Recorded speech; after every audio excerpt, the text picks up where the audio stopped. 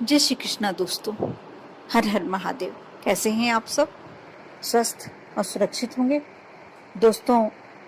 कल शनिवार का दिन और कुछ ऐसे उपाय, कुछ ऐसी समस्याएं होती हैं जैसे आर्थिक समस्या बहुत बड़ी समस्या है। यदि आर्थिक समस्या आपके साथ भी है, आपके पास पर्याप्त धन नहीं है, पर्याप्त पैसा नहीं है, तो इस तंगी से जो गुजरता है वही जानता है। आर्थिक तंगी से परेशान व्यक्ति हर संभव प्रयास करता है। वह मेहनत से पैसा कमाने के साथ साथ ज्योतिष, विद्वान पंडित सभी के बताए उपाय करने की, पूजन कराने की, बड़ी कोई अनुष्ठान कराने का पूरा प्रयास करता है। लेकिन इसके बाद भी आपको मेहनत करने के बाद यदि आर्थिक परेशानियों का सामना करना पड़ रहा है तो एक कारण इसका वास्तु दोष भी हो सकता है, दूसरा पितृ दोष भी हो सकता है। कभी कभी होता ऐसा है कि घर में वास्तु दोष होता है, इसके कारण कड़ी मेहनत का उचित व सार्थक परिणाम नहीं प्राप्त होता। इसलिए घर में वास्तु दोष दूर करने के लिए कुछ उपाय किए जा सकते हैं जिससे व्यक्ति की सभी समस्याएं आसानी से दूर हो जाती हैं। और जरूरी नहीं है कि आपको उसके लिए घर में तोड़फोड़ करनी हो। उसके लिए कुछ उपाय ऐसे होते हैं जिसे करके आप अपने घर के वास्तु दोष दूर कर सकते हैं। इसके बाद रही बात पितृदोष की। पितृदोष तो बहुत ही आसान उपाय है। आप प्रतिदिन यदि अपने घर के जो परिंदा है उसका जल 1 कलश भगवान भोलेनाथ पर समर्पित करते हैं, चढ़ाते हैं, तो अवश्य आपको पितृदोष से मुक्ति मिलती है। उसके लिए ज़्यादा कुछ नहीं करना। इसके साथ यदि आपको लगता है बहुत ही बड़ा आपके हानि पितृदोष के कारण हो रही है, आप पर बहुत समय से पितृदोष चल रहा है, तो आप उस जल में थोड़े से काले तिल भी मिला सकते हैं। इससे भी आपके घर में शांति रहेगी, सुख समृद्धि आएगी और साथ साथ आप आर्थिक रूप से मजबूत होंगे, बरकत होने लगेगी।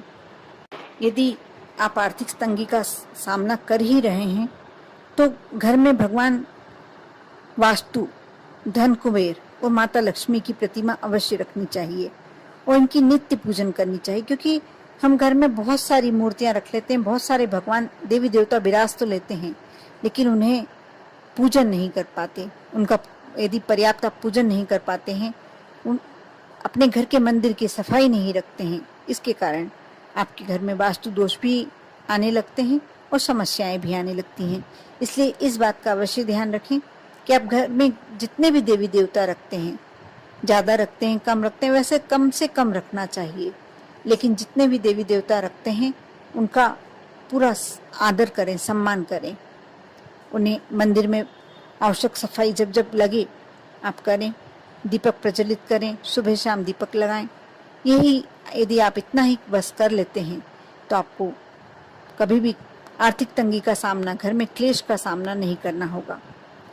ऐसे ही पंचमुखी हनुमान, जहाँ भी हो मंदिर या कहीं प्रतिमा ऐसी हो, पंचमुखी हनुमान या दक्षिण मुखी हनुमान जी हो, आप वहाँ जाकर यदि सरसों के तेल का दीपक शनिवार के दिन लगाते हैं, इससे भी आपको बहुत ही पॉजिटिव रिजल्ट्स देखने को मिलते हैं।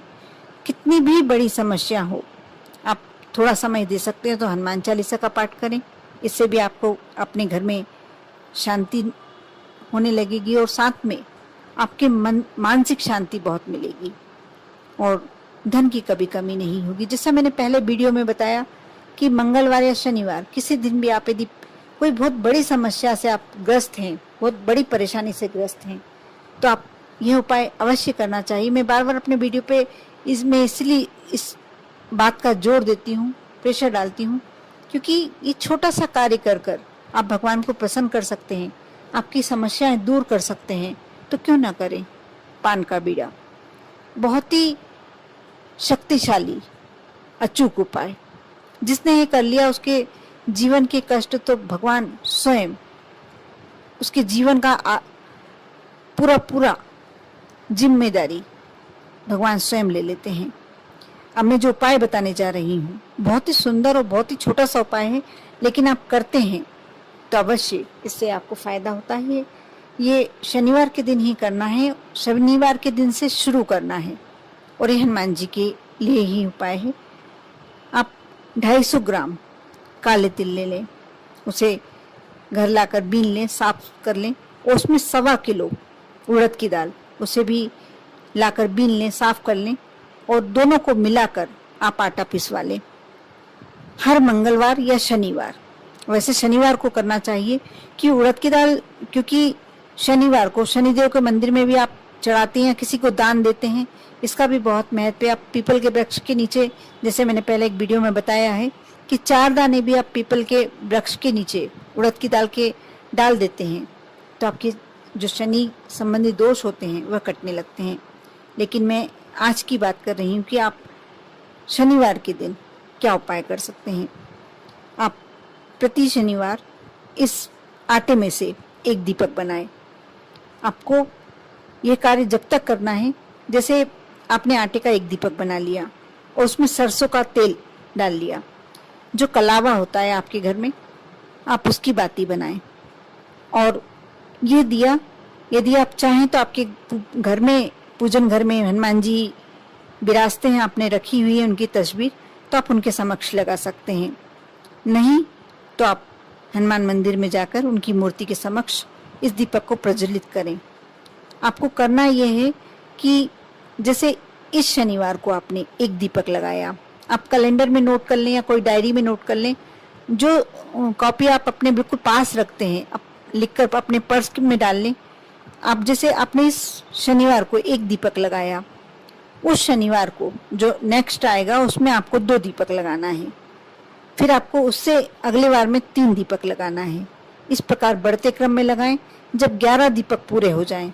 इसके लिए आप मन में संकल्प भी ले सकते हैं। संकल्प छोड़ना नहीं है, जैसे संकल्प छोड़ा जाता है वैसे छोड़ने की नहीं कह रही हूँ, लेकिन आप मन में जब पहला दीपक लगाते हैं उस समय आप संकल्प लें कि मैं 11 दीपक लगाऊंगी या 21 दीपक लगाऊंगी या 31 दीपक लगाऊंगी।